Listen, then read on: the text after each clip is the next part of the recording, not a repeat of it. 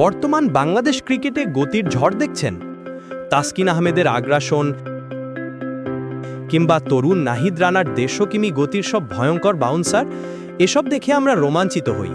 কিন্তু একটু পিছিয়ে জানতো, যখন বাংলাদেশ ছিল স্পিন নির্ভর এক দল, যখন 140 কিমি গতি ছিল আমাদের জন্য বিলাসিতা, ঠিক তখন একজন বোলার এসে চিত্রপট বদলে দিয়েছিলেন।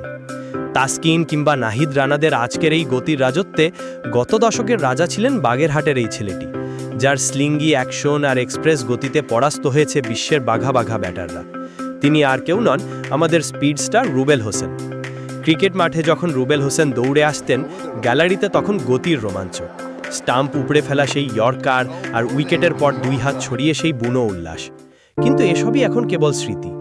159টি ওয়ানডে উইকেট আর অগণিত স্মৃতি পেছনে ফেলে তিনি যখন বিদায় বলছেন, তখন বাংলাদেশের ক্রিকেট ইতিহাসের একটি অধ্যায় শেষ হয়ে গেল। লাল সবুজের জার্সিতে 15 বছরের এক দীর্ঘ পথ চলা শেষে দীর্ঘদিন জাতীয় দলের বাইরে থেকে অবসর নিলেন বাংলাদেশের ইতিহাসের অন্যতম সেরা এই গতি তারকা। আজ আমরা ফিরে দেখব বাগেরহাট থেকে উঠে আসা সেই রুবেল হোসেনের বর্ণিল আর নাটকীয় ক্যারিয়ারের গল্প। 2007 সালে পেসার হান্ট থেকে উঠে আসা এই তরুণ 2009 সালে শ্রীলঙ্কার বিপক্ষে যখন অভিষিক্ত হন, তখন তার প্রধান অস্ত্রই ছিল গতি। সেই সময়ের প্রেক্ষাপটে রুবেল ছিলেন একজন জেনুইন ফাস্ট বোলার। মালিঙ্গার মতো হাত ঘুরিয়ে বল করা এই বোলার খুব দ্রুতই হয়ে ওঠেন দলের অটোমেটিক চয়েস।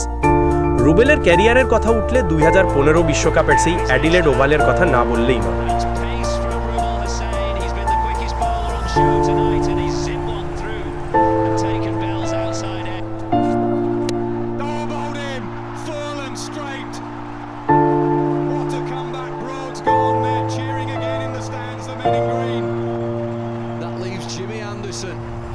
ইংল্যান্ডের বিপক্ষে সেই মহাকাব্যিক স্পেল, 2 বলে 2 উইকেট নিয়ে বাংলাদেশকে কোয়ার্টার ফাইনালে পৌঁছে দেওয়া রুবেলের সেই বুনো উল্লাস আজও প্রতিটি বাঙালির গায়ের লোম খাড়া করে দেয়। আপনাদের কি মনে আছে প্রথমবারের মতো নিউজিল্যান্ডকে বাংলা ওয়াশ করার সেই ঐতিহাসিক মুহূর্ত, যেখানে রুবেল হোসেনের স্ট্যাম্প উপড়ে ফেলার ডেলিভারি এবং তারপর বাঁধ ভাঙা উল্লাস?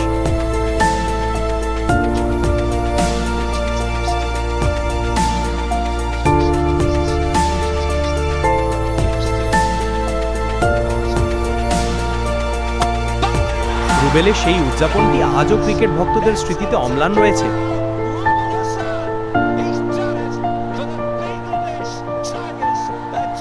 শুধুই কি তাই, 2013 সালে শক্তিশালী নিউজিল্যান্ডের বিপক্ষে করা সেই হ্যাট্রিক,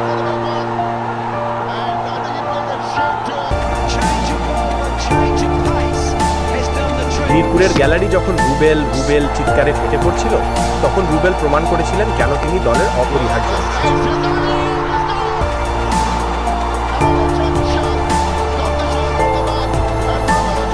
ওয়ানডে ক্রিকেটে বাংলাদেশের হয়ে দ্বিতীয় হ্যাট্রিক নেন তিনি।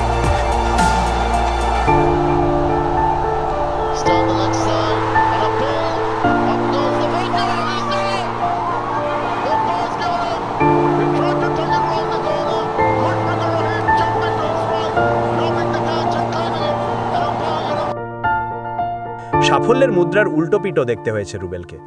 2015 বিশ্বকাপের ঠিক আগে ব্যক্তিগত জীবনের এক অনাকাঙ্ক্ষিত বিতর্ক তাকে খবরের শিরোনামে এনেছিল।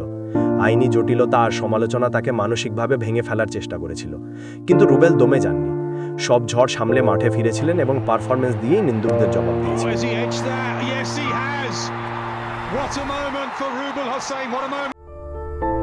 একজন পেসারের জন্য সবচেয়ে বড় শত্রু হলো ইনজুরি। রুবেলের ক্যারিয়ারেও হানা দিয়েছে বারবার পিঠের ইনজুরি।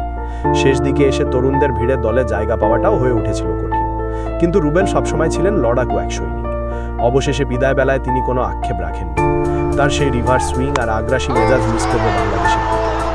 রুবেল হোসেন হয়তো আজ থেকে আর নতুন কোনো উইকেট শিকার করবে, কিন্তু ক্রিকেটের রেকর্ডে আর আমাদের স্মৃতিতে তিনি বেঁচে থাকবেন হাজারো রোমাঞ্চকর মুহূর্ত হয়ে। ধন্যবাদ রুবেল হোসেন, আমাদের বারবার গর্জে ওঠার উপলক্ষ এনে দেওয়ার জন্য। রুবেল হোসেনের কোন স্পেলটি আপনার কাছে সবচেয়ে প্রিয়? অ্যাডিলেডের সেই জয় নাকি নিউজিল্যান্ডের বিপক্ষে হ্যাট্রিক? কমেন্টে আমাদের জানান। ভিডিওটি ভালো লাগলে লাইক দিন এবং আমাদের চ্যানেলে নতুন হলে সাবস্ক্রাইব করতে ভুলবেন না। দেখা হবে পরের ভিডিওতে। ধন্যবাদ।